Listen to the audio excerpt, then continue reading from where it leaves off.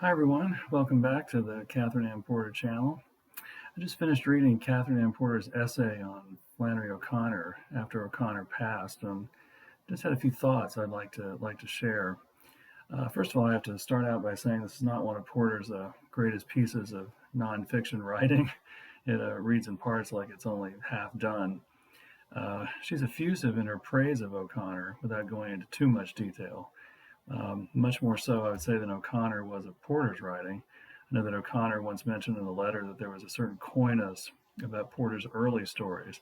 And she also said that she liked Noon Wine pretty good, I believe she said. And she called Ship of Fools a fine novel, but definitely not a great one.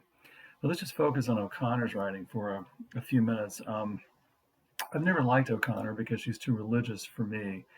And I guess I've always been uncomfortable with fiction being used as a medium for some kind of religious agenda and be a preacher, which is sort of what O'Connor was, through her writings.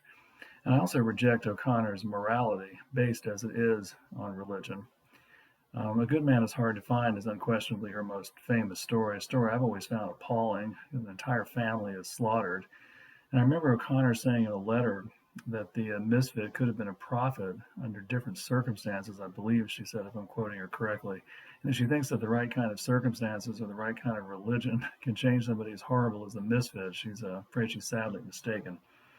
And from a purely aesthetic standpoint, I have to say I find O'Connor's stories often ugly, and I also find her stories repetitive, and some of them have too obvious a design on the reader.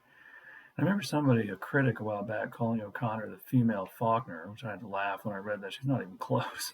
But I will say one thing for O'Connor. There's an area that very few Southern writers have been able to match her in, and that's her talent for atmosphere.